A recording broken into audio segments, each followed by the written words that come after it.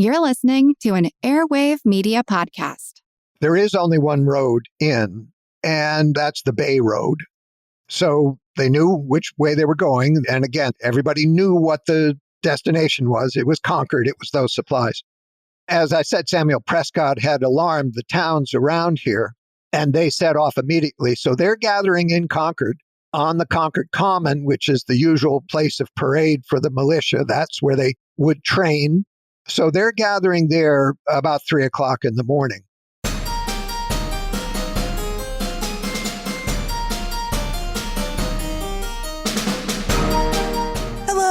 And welcome to episode 409 of Ben Franklin's World, the podcast dedicated to helping you learn more about how the people and events of our early American past have shaped the present-day world we live in.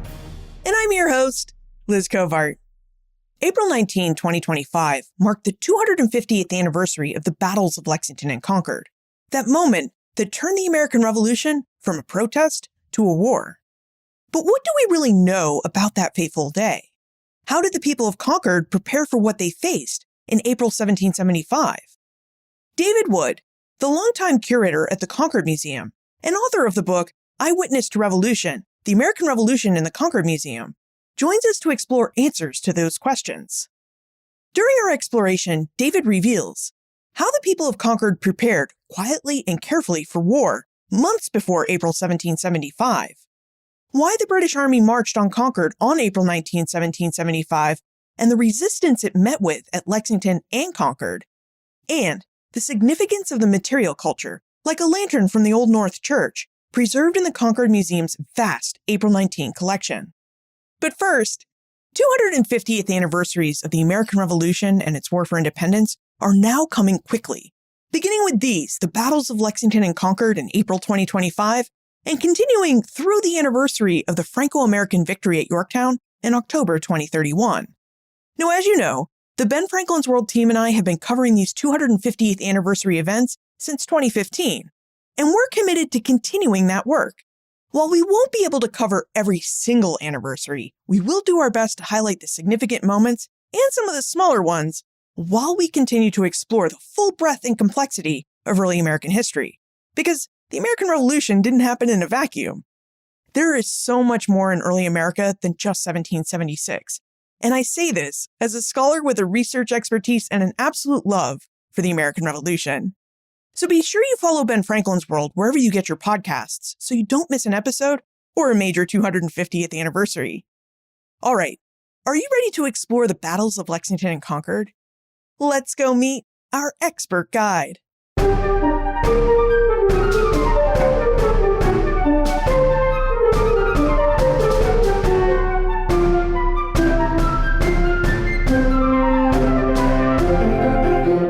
Our guest has been the curator of the Concord Museum since 1985.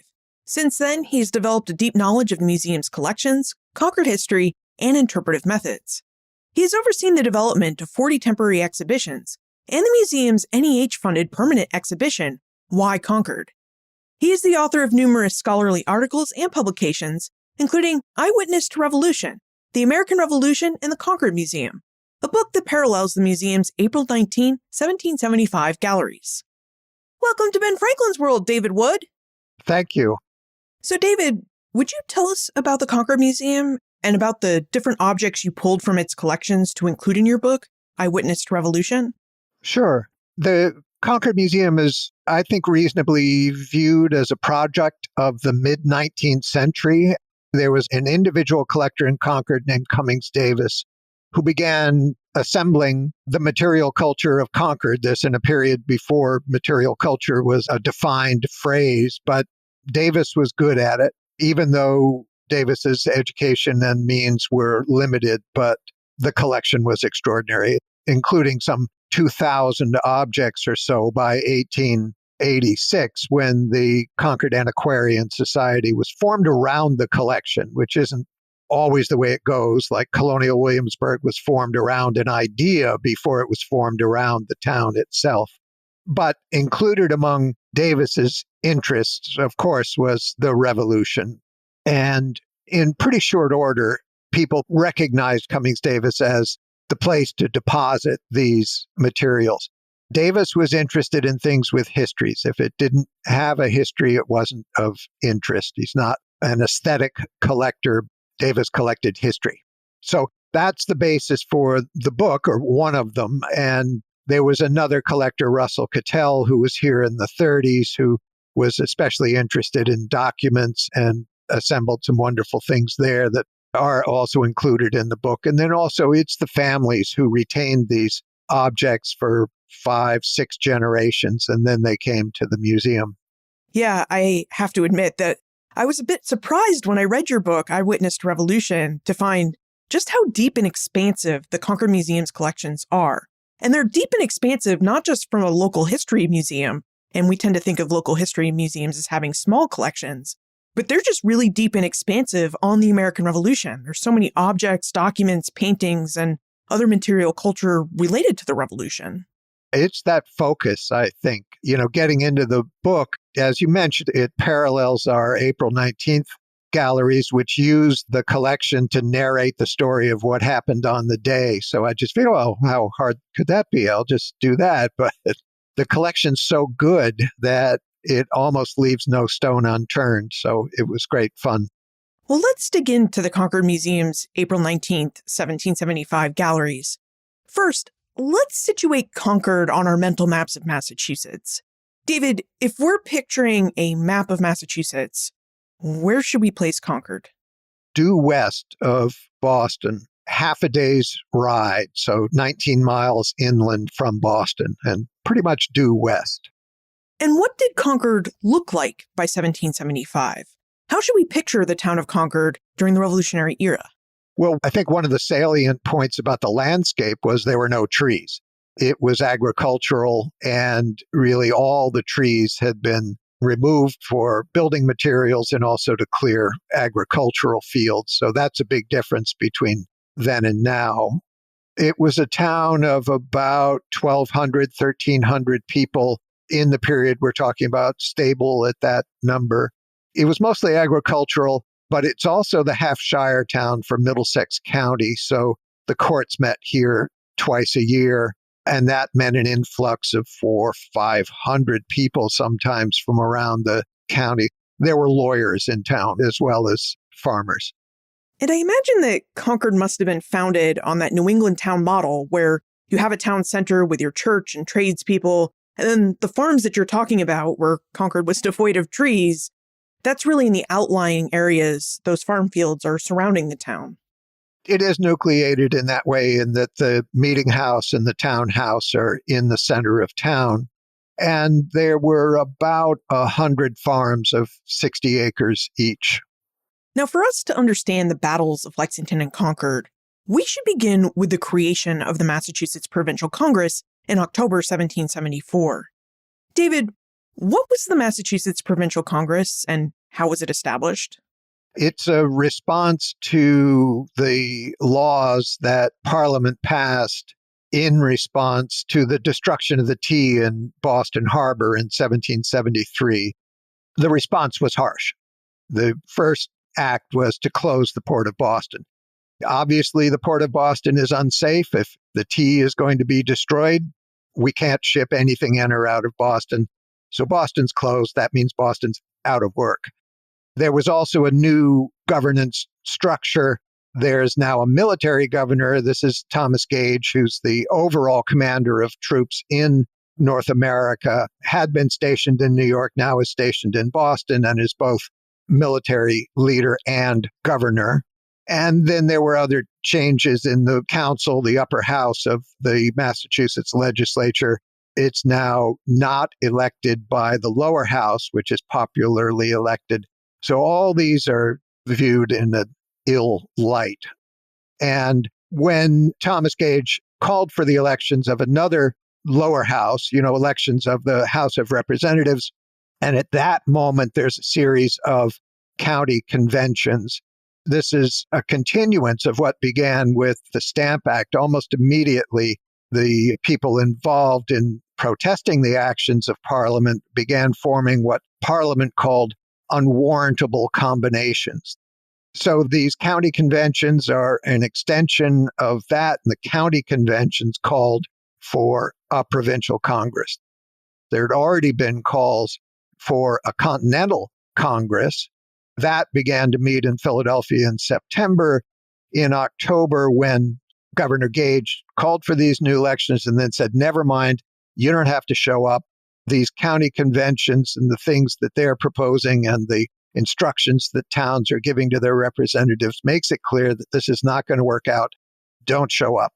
Well, they showed up anyway, about 90 of the representatives, but that had been pre-planned. That was actually a suggestion both from the Middlesex County Convention, which met in Concord, and from the Suffolk County Convention. Suffolk County is the county that includes Boston. They both said there should be a provincial Congress, and the easiest way to do that is just to form the Congress out of those representatives that we are in the process of electing right now.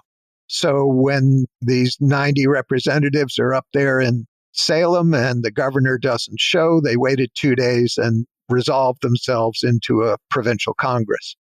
So this provincial Congress was really the revolutionary government of Massachusetts, as opposed to Gage's crown government or official government of Massachusetts. Absolutely. One of the first recommendations was don't give your taxes to Gage's government. Don't give it to Harrison Gray, but give it to someone who's going to represent the provincial Congress. They took the money. They immediately began reorganizing the militia. Gage said, this is unconstitutional. This is happening very, very quickly. So yeah, they seized the government. It had actually happened before. Boston's town meeting had actually seized the government in 1768. Only lasted for a little while, but Parliament noticed and said, you're not supposed to do that. But this time it stuck. Now, Marcia is curious why the British Army marched on Concord on April 19, 1775. And it seems if we want to understand this march, as you point out so beautifully in your book, Eyewitness to Revolution, then we need to figure out why the Provincial Congress decided to prepare for war and how they prepared. So, David, would you tell us how Massachusetts prepared for war and how Concord fit into these preparations? Almost immediately, the Provincial Congress set about both putting the militia on a new footing, which is what General Gage complained about, but also assembling supplies for an army. And in pretty short order, the Congress said, we need supplies for an army of 15,000. So they're even calculating how many troops they want to support with materiel. So at that point, Gage has a total of maybe 6,000 in Boston, so nearly 3 times the number, and they were confident they could raise that army. So they began gathering supplies with using this money rather than turning over to Harrison Gray they'd kept for themselves. So that's mountains of material, tons and tons, wagon loads of material flowing into Concord and Worcester.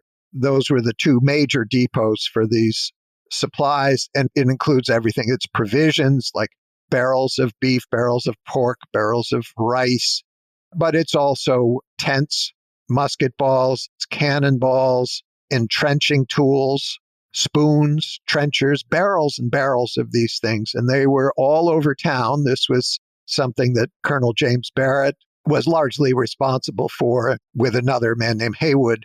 So they're taking these things in, and a lot of materials coming from Jeremiah Lee in Marblehead, because Salem is now the port of entry. So Lee is getting all these materials and shipping them out to Concord, and they're distributed around here. So it was those supplies that the British forces came out to capture. Concord must have been fairly unified in its opinions about supporting the revolution if it was serving as one of the colony's major supply depots. It was. There was only one individual in Concord whose property was seized, and that's a low number. So, yeah, it was fairly unified. But the actions of the Middlesex County Convention, for instance, makes it clear where this community stood. And it was a safe place for the material. It was far enough from Boston, half a day's ride away, so near enough to be useful, but far enough away to be outside of the usual range of the regulars. The British regulars had a very hard time getting more than a mile or 2 from Boston without some reaction. So they were pretty much holed up in Boston. Now, you also mentioned that one of the tasks the Provincial Congress took up was to reorganize the Massachusetts militia. Could you tell us about the militia and how a town like Concord would have organized itself as it prepared for a possible war with Great Britain? Every community in Massachusetts had one or more militia companies since the 17th century.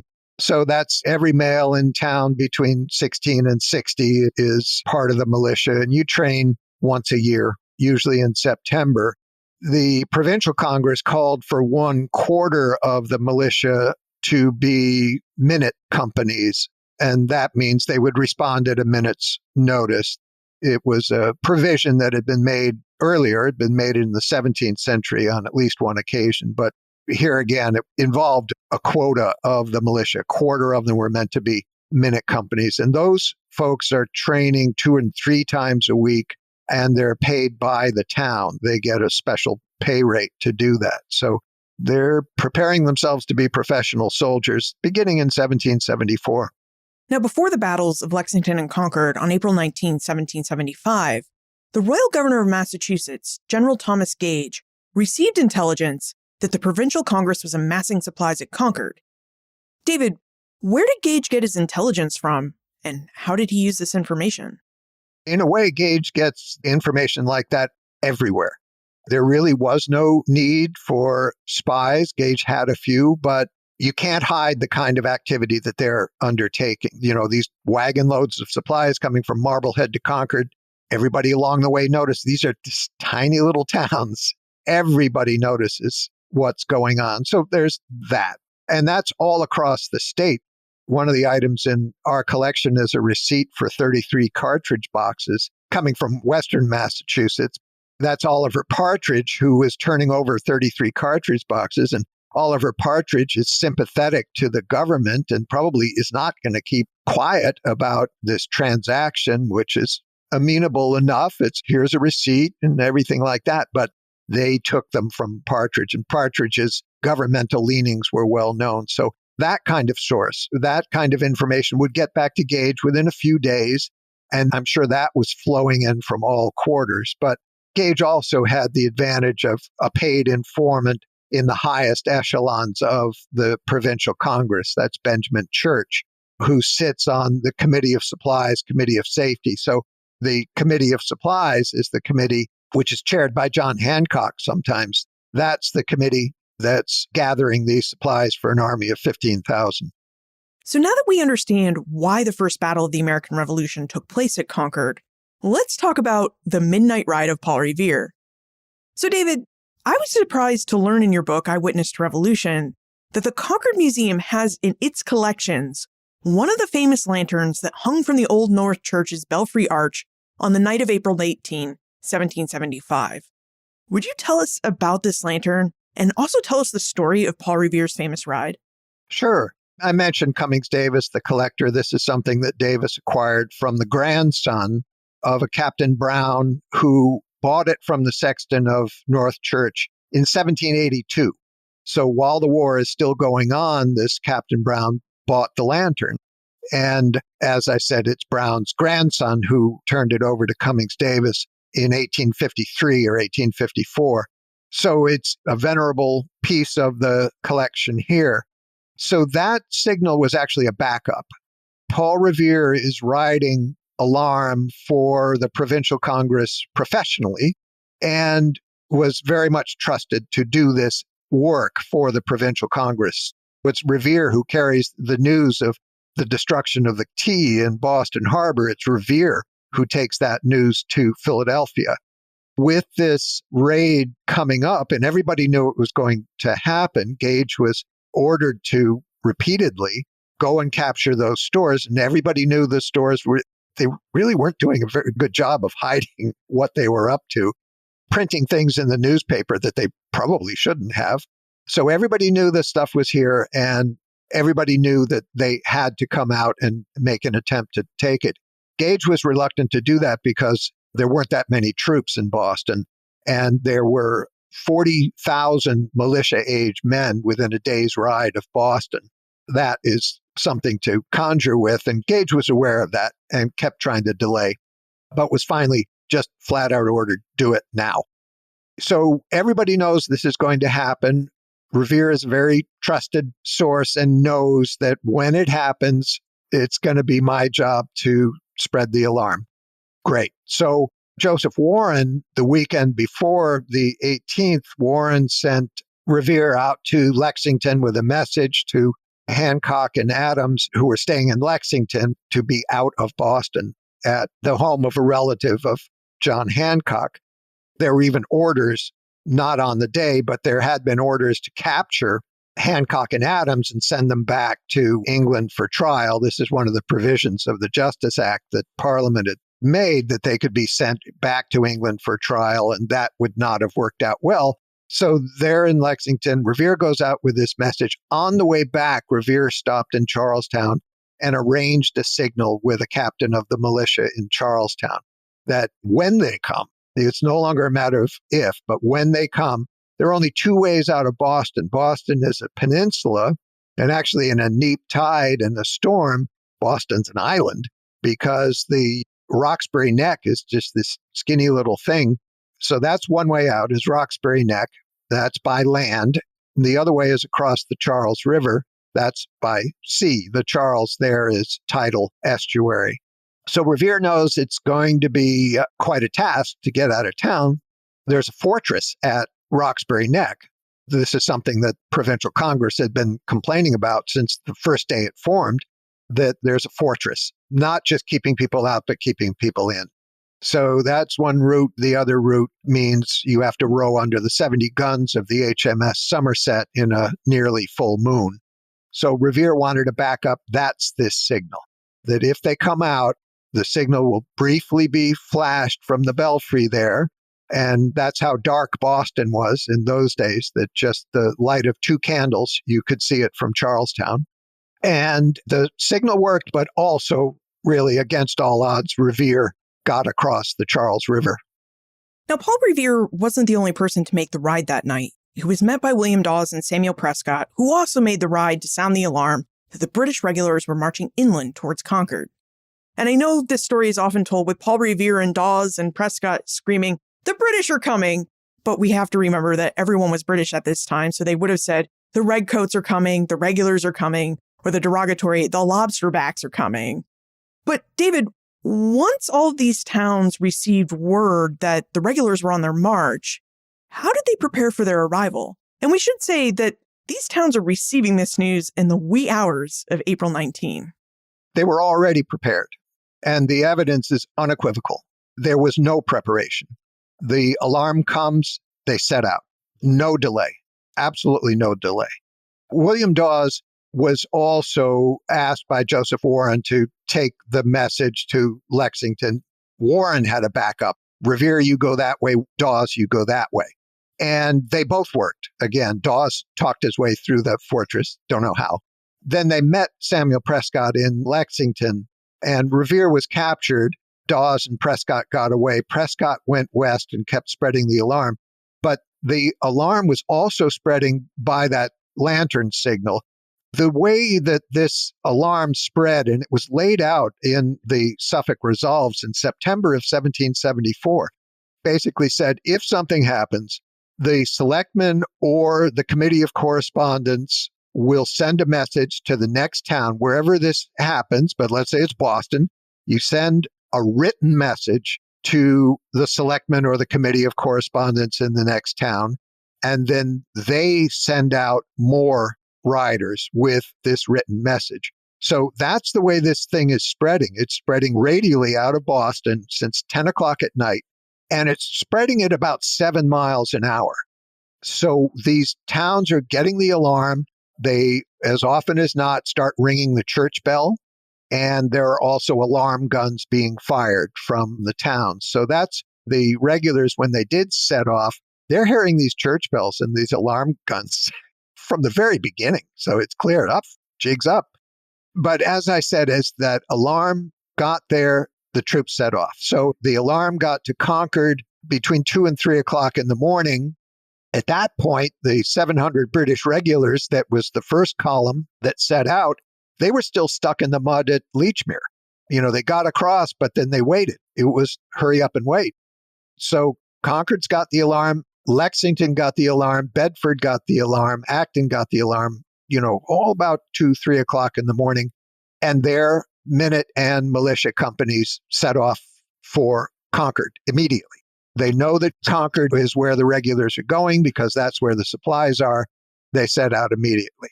And that goes for all the towns. Framingham is 30 miles to the south, and they got the alarm maybe 9 o'clock in the morning, but we're still able to march that 30 miles and be in Concord by about 12:30, 1 o'clock in the afternoon. So they wasted no time. It's the same with Danvers on the North Shore. They had to march at 4 miles an hour, which is a quick pace. But they did it and got to Arlington by the afternoon. So there were 23 communities. It wasn't just Lexington and Concord. There are 23 communities who had troops in the field responding to this British column by the end of that day. And the evidence, there's plenty of evidence. They got the alarm. They knew it was coming. They'd been training for it. Here comes the alarm. You go. They weren't debating. They weren't talking to their selectmen. Nope. They set off. How many British regulars marched out to Concord? Well, the first column was about 700, 700 or 800. But there was an order for a relief company that the commanding officer, Colonel Smith, heard those alarm guns, heard those church bells, and asked Gage for a relief column almost immediately. But again, like being stuck in the mud at Lechmere, the orders were lost, misplaced, put on the wrong table. And so the column didn't set off in a timely fashion. They got there in time to bail out the column, but there were logistical problems all day. But there are about 700 in the first column. That's who arrives in Lexington. That's who arrives in Concord. One of the beautiful aspects of your book, Eyewitness to Revolution, is its colorful collection of prints by Amos Doolittle. And these prints visually describe the events of April 19, 1775. So would you tell us about Doolittle's print of Lexington Green and what transpired there at approximately 5 in the morning? Right. So we don't have the original Doolittle engravings, but we have a set of the Goodspeed re-engravings done in 1901. And they're wonderfully useful in illustrating what happened. So that view of Lexington Common, that's good. Everything's where it belongs. There's Buckman's Tavern. There's the First Parish. There's the Belfry. They're all in the right place. There are a few things wrong in the depiction, in a way parallel to Paul Revere's Bloody Massacre, in that if you look at the Bloody Massacre print, this is the March 5th, 1770 firing when the members of the 29th fired on civilians in Boston, killing 5. You look at the print, and there's the captain with sword raised up as if giving an order, and the line is firing in unison. Well, that didn't happen, and that came out in the trial. That's not the way it happened. And similarly, in Doolittle's engraving, there's more order to the British regulars than seems actually to have been present. So they're firing in unison, and Major Pitcairn of the Marines is raising a sword. That's not quite the way it happened. But what Pitcairn did was there were 6 companies of light infantry who were sent to the front of the column. They were going to hold the bridges in Concord. Pitcairn took those 6 companies, and when they got on to Lexington Common, they saw 50 or 60 of Lexington's militia there, and they were armed. And Pitcairn didn't want to walk by armed troops and leave them there because then they're in your rear. That's not a good idea. So Pitcairn really, without orders, they weren't supposed to fire on them, but they did. And there were 8 killed immediately there, which is horrific out of just 50 or 60, even though Captain Parker, the Lexington captain, still mustered that company, and they turned out later in the afternoon and hit the column on the way back, which is really just amazing because those kinds of casualties should have been completely demoralizing. Everyone should have skulked away. Didn't happen that way. Something you take care to mention in Eyewitness to Revolution is the fact that the revolutionaries were really trying to be careful not to fire on the British without being fired upon. So I know every historian has a different answer, but after we take a moment for our episode sponsor, I would love it if you would tell us if you have any new insights about who fired the first shot. Do you ever feel like history is unfolding right before your eyes? Our present-day headlines and news articles are full of stories with connections to early American history. Introducing History Behind the Headlines, a brand new newsletter from Ben Franklin's World. Each issue uncovers the historical roots of today's biggest stories, helping you see the early American past in today's present. Stay informed, see connections, and think historically. Subscribe for free at benfranklinsworld.com/newsletter. That's benfranklinsworld.com/newsletter, because the past is always present. David, do you have any insight from the perspective of the Concord Museum's collections about who fired the first shot that shot heard round the world at Lexington? Oh, I'm inclined to take Revere's word on that. So I mentioned Revere was captured. Revere was then released not far from the meeting house in Lexington. And unlike a sensible person, Revere didn't go home, but went right back to the Hancock Clark house and got Adams and Hancock out of there, and then went to Buckman Tavern and picked up a trunk load of John Hancock's papers. John Hancock is president of the Provincial Congress, so those papers are probably filled with information that would get a possessor in trouble. So Revere's got this trunk load of papers with another fellow. They're crossing the common.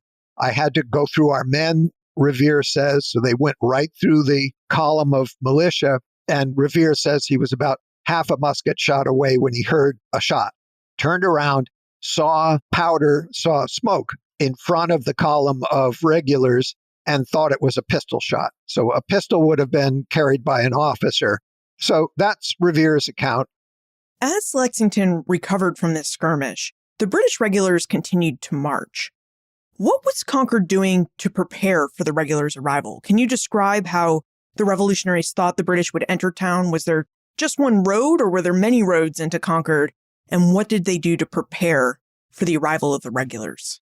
There is only one road in, and that's the Bay Road. So they knew which way they were going. And again, everybody knew what the destination was. It was Concord. It was those supplies. As I said, Samuel Prescott had alarmed the towns around here, and they set off immediately. So they're gathering in Concord on the Concord Common, which is the usual place of parade for the militia. That's where they would train. So they're gathering there about 3 o'clock in the morning. And that would be Lincoln, Bedford, Concord. They're there.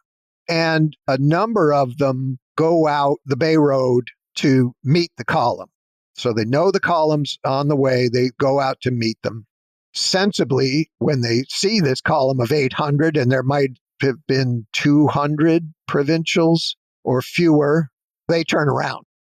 The way the column's coming out, these companies of British regulars, they took the grenadier companies, those are the tall fellows, and light infantry. Light infantry it's just that. They're not carrying heavy equipment. They move nimbly. This was actually an innovation of General Gage earlier on. So there are companies of light infantry and of grenadiers. The grenadiers are in the road. The light infantry companies are flankers. They are on either side, the left and the right. So the provincials in Concord come out the road, meet this column, turn back around. We had grand music, Amos Barrett says. So they're playing fife and drum, and the British companies are playing fife and drum on their way in. There's this ridge in Concord. It's a terminal moraine ridge that overlooks the town. So the provincials go up on that ridge, and so do the light infantry, and they chase them off the ridge and leave town toward the north, cross the North Bridge, and go out to another elevated place, Punkatasset Hill, just to see what's going on. So they gather in town, they go out to meet the column, go out and cross the North Bridge and await further events. Would you tell us more about the North Bridge, a piece of which the Concord Museum has in its collections? Because for those of us who have heard of the Battle of Concord, the Old North Bridge looms large in our memories. Why is that? Sure. So there are two bridges that I mentioned. There were 6 light infantry companies sent out to hold the bridges. One's the North Bridge, one's the South Bridge. It's actually grenadiers who went out and held the South Bridge. But 6 companies of the regulars went out and crossed the North Bridge. So you're going from the east shore of the Concord River to the west shore of the Concord River. And 3 of those companies continued further on to the farm of James Barrett. This is the James Barrett who's organizing the gathering of all these supplies. But 3 of the companies stay at the bridge. Meanwhile, those 200 provincials are now more like 400 because more and more are gathering with the provincials, and they march down to a field just above the North Bridge, within sight of the North Bridge. And at that, the 3 companies of British regulars recross the North Bridge. They're now on the east side. And the provincials march in military order down to the bridge. There were some fires going on in town because the orders of the regulars were to destroy whatever they find. So they're burning carriage wheels, wheels for the cannon, carriages for the cannon. They're burning them. They're burning barrels of entrenching tools and things like that, and throwing barrels of flour into the mill pond. Again, there were no trees. You could almost see right into the center of Concord from the North Bridge. They see the smoke. Also, the regulars cut down the Liberty pole, which was flying a flag. They cut it down and burned it. They set fire to Reuben Brown's shop. Reuben Brown's a leather worker.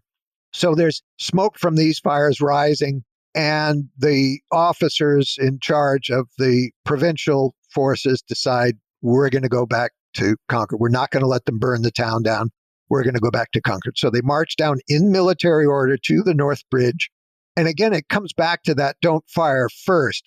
So those are instructions that are repeated at every opportunity. You'll see that wording in the Suffolk Resolves in September. This is the word that comes from the Continental Congress. Don't fire first. Don't fire first. Those are the orders that Captain Parker gave to the Lexington militia. Don't fire first. In fact, Parker ordered the militia to disperse. They didn't lay down their arms, but they did disperse. And so they were fired on while dispersing.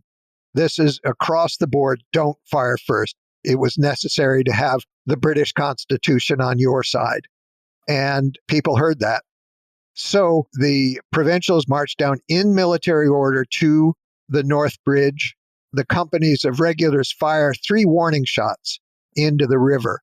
And apparently there was at times some suspicion that the British might fire blanks just as an intimidation factor. And so you'll see people saying, oh, I'm not sure they're firing live. When the balls splash in the river, there's no question they're firing live ammunition. So they fire 3 warning shots, and then they fired on the provincials. And at that point, Major Buttrick, who is in overall command of these 450 provincials, gave the order to fire back. They've been fired on. Now we can fire back. So Buttrick gave that order, and the order was followed. So the provincials fired back. It's Ralph Waldo Emerson's phrase, shot heard round the world. And Emerson was talking about the North Bridge. Really, more generally, Emerson's talking about the whole day is the shot heard round the world. But that firing back is what Emerson's referring to. When we hear the word battle, many of us tend to think of prolonged engagements where you have clear lines of people who are fighting each other, they're staring each other in the face, and they're fighting back and forth. It doesn't sound like what happened at Lexington or Concord were prolonged meet in the field and fire at each other types of engagements. But the Battle of Concord did continue after the regulars started to march out of town. So would you tell us about the British Army's march back to Boston and the continuation of these fights that happened in Lexington and Concord? It didn't just continue after the regulars left Concord. In the view of the English, it began after that. So the firing in Lexington, the firing in the North Bridge, that's not really part of that. It's the firing that happened about a mile out of the center of town at Merriam's Corner. And that's a point where the Bay Road, what's now Lexington Road, crossed the mill stream. So this is the stream that's feeding the mill pond in the center of Concord. That's the pond that they're dumping cannonballs and flour into. So that's a pinch point. That's a good tactical place to hit a retreating column. And that's exactly what happened. So the firing at the bridge included Bedford, Lincoln, Acton, Concord. And they left the North Bridge and went behind the ridge at the same time that the regulars on the other side of the ridge are finally leaving town at about noon. There's a lot of delay. So the firing at the bridge is about 9 o'clock, but they didn't leave Concord till about noon, even though they found very little to destroy. So it's not the Concord, Lincoln, Acton folks who fire on the column at the bridge at Merriam's Corner. It's other communities. It's Bedford, it's Westford, it's Stowe. There are others there because there's 23 communities who turn out as soon as they get the alarm. So you have all these other companies at the bridge. The column isn't necessarily outnumbered at Merriam's Corner, but in pretty short order, they are outnumbered. The Framingham Company, which, as I said, had to march 30 miles to get there, they hit the column not far beyond that. So in a way, what our collection says and what the first-person accounts say really corroborates what General Gage said in the official report. This had to be a pre-concerted action. You can't get that many troops out that quickly at exactly the right place. As I said, these alarm riders are proliferating. Every time it goes somewhere, there's 2 more that go out. They seem to have been flying all over the landscape. And so the communication was very good. When a new community joined, it hit the column exactly where it was. You mentioned Gage's after report. Would you tell us more about the aftermath of the battles of Lexington and Concord, which included that near constant firing at the British throughout their march back to Boston? If we're to look at the aftermath, how many regulars were killed and wounded? And was the British mission to destroy the supplies in Concord a success? No, it wasn't a success. They really found very little. They burned a few carriages. They tipped over some flour. I'm being dismissive, but there wasn't much. The Provincial Congress was playing a shell game, and they were pretty good at it. They were moving this stuff. There are orders coming from the Provincial Congress on April 18th. Take these cannon to Groton, take these canteens out of Concord, take this out of Concord, move this here, move that there. They knew it was coming. They moved the stuff out of harm's way. So the regulars didn't find much, but their figures were pretty bad. They lost 73 killed. That's 5% killed. If you take both columns, it's just the column of 700 that came to Concord and then left Concord. That's 700 at Merriam's Corner.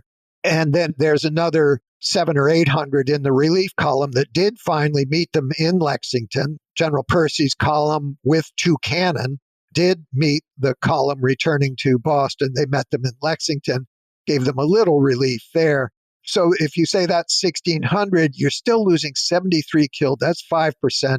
On any battlefield, that's a horrific number. They also lost more than 170 wounded and about 25 missing.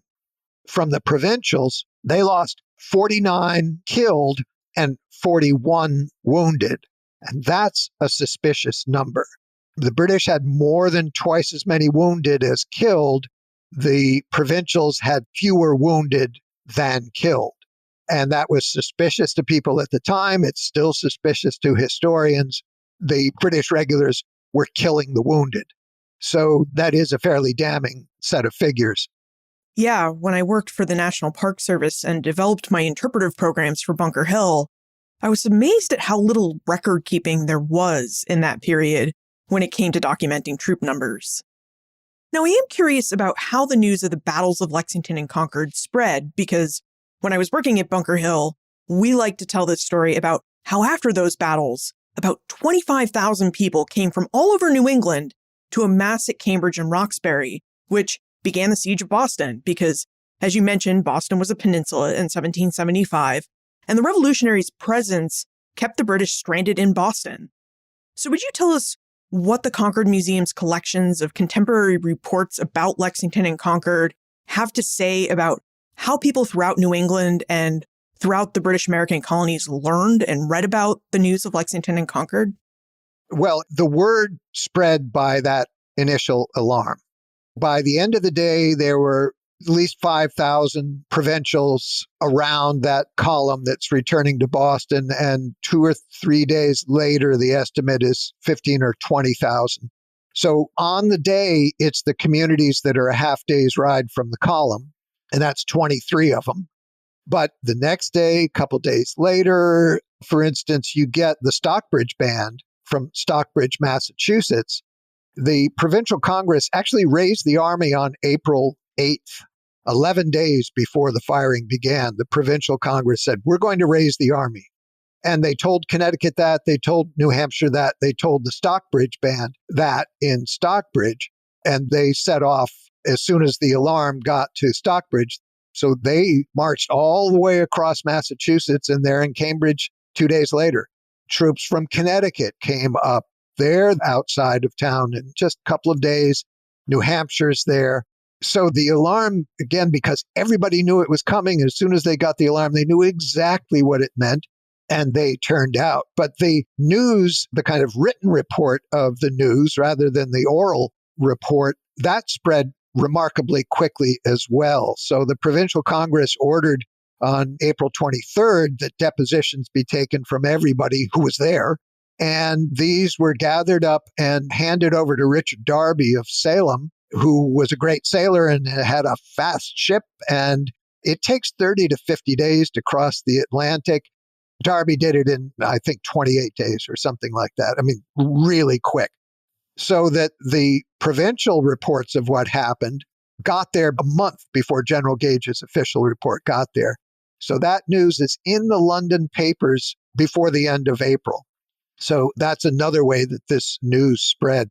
The account of it was printed in the Salem newspaper on the 26th of April, I think, and then reprinted in a broadside that's in our collection, which gives a pretty accurate account of what happened on April 19th. And that is before the end of April, that broadside is published.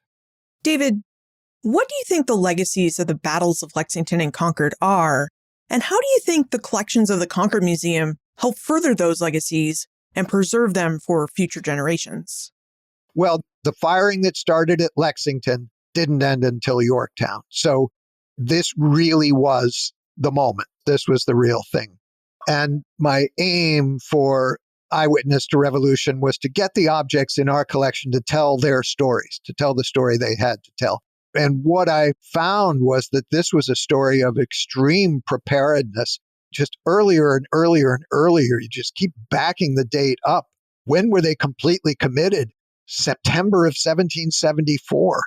It's really extraordinary. And the objects themselves tell that story. And the first person accounts, we don't hold the first person accounts. They're in archives like the Massachusetts State Archives and Mass Historical and elsewhere. But the first person accounts, the accounts that are in the newspaper, they tell this same story, which is not really the story you encounter in the history books necessarily, which are looking at theory maybe. They're looking at, well, what do the lawyers have to say about what's going on? When you just hear the word of mouth, it's amazing. They were ready earlier than we can give them credit for. Well, now it's time for the Time Warp. This is the segment of the show where we ask you a hypothetical history question about what might have happened if something had occurred differently or if someone had acted differently. David, in your opinion, what might have happened if the British had not marched for Concord on April 19, 1775? How do you think the course of the American Revolution might have been different? Well, in one sense, if they hadn't marched on April 19th, they would have marched on April 20th. Gage's orders were unequivocal. Go get that stuff. So they were committed to that. They were going to do that. Something that might have happened, but didn't happen. The first column of 700 or 800 might have been captured completely. It was that close. They were at points surrounded 8-1, something like that. And even after the relief column had joined up with them, if General Percy hadn't taken the north route, Percy had an option in Cambridge to either take this bridge or go above it. If Percy had gone for that bridge, well, the bridge had been destroyed. They might have been captured there because even then, there's a column of 1,600. There were 5,000 within musket range of them. They might have been completely captured. That would have changed things. If that whole column had been captured, I don't know, somebody will have to ask Nat Philbrick to write that story for us. What would have happened then? David, Travis would like to know more about the Concord Museum and its April 19, 1775 galleries. Well, there are about 78 objects in the book in Eyewitness to Revolution. Half of those or so are on view in the April 19th galleries that are open to the public, will be free and open to the public on April 19th, 2025. It'd be a little difficult to get into town that day, but that installation is long-term, so that material will be available straight through. And Chris has a question about interpretation and anniversaries. Chris would like to know how significant anniversaries of the American Revolution, specifically of April 19, from 1825 to 2026, have impacted the Concord Museum's interpretation and broader understanding of the battles of Lexington and Concord. They reinforce it every time, really. And, the first of them is 1824 when Lafayette came to Concord. And that, again, it changed the way the community thought of itself. Almost since April 20th, Concord had a different view of itself as a community because of what happened there on April 19th. And that's really never gone away. And so there is now this legacy of these celebrations every 50 years, every 100 years. This is one of the 50s. So the president visited in 1875 and again in 1975. It was the vice president who visited Concord in 1925. So that was in one of the 50s. And every time it's a moment for not just the nation at large, but for the community itself to reflect again on what happened. We're kind of always a year earlier because it's always 1775 that this area is commemorating, whereas for the rest of the nation, the anniversary is really next year, and it's not in April, it's in July. Well, I know you've piqued our interest in visiting the Concord Museum and its collections. So can you tell us how we might approach our upcoming visits to the Concord Museum and whether the April 19 galleries are always open? They are. We're open 7 days a week, beginning in April. So they're always accessible. The galleries are always accessible.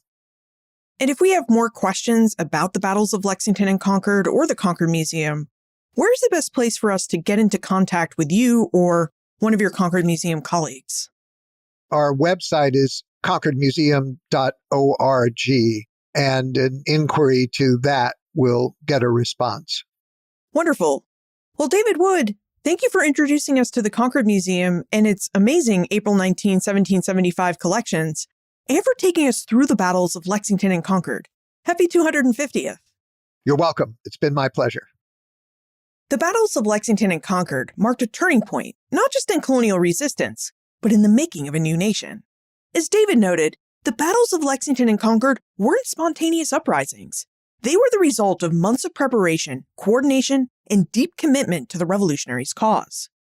David also reminded us how the material culture of April 19, the Old North Church lantern, cartridge boxes, and even receipts for supplies, can add depth to the stories that we thought we already knew. And they can humanize soldiers and civilians who had to make the tough decisions of whether to fight for their rights or fight against their fellow Britons. These objects in the Concord Museum's collections help us understand the fear, the strategy, and the bravery that defined April 19, 1775. Now, one of the most striking parts of our conversation was the description of the Massachusetts alarm system, a carefully planned network of riders, signals, and community coordination that allowed news of the regulars' march to spread quickly across Massachusetts and into its neighboring colonies. Within hours of the alarm, companies of Minutemen and militia from 23 towns mobilized and marched through the night to meet the moment. It's a powerful reminder of how communication and shared purpose fuel collective action. Now, as we commemorate the 250th anniversary of these battles, it's worth remembering that the events of April 19, 1775 were only the beginning of the American War for Independence. Between now and October 1831, we'll mark many more milestones, turning points in a war for independence that reshaped the world. Here at Ben Franklin's World, we'll continue to bring you conversations that explore the Revolution's 250th anniversaries, while also diving into the wider world of early America, the history that gave rise to the Revolution and shaped its legacy. Because early American history was bigger than a single year or a single battle. It was a tapestry of people, ideas, and experiences that still echo in our present-day world.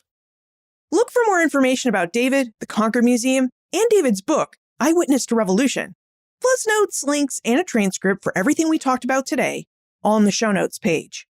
benfranklinsworld.com/401.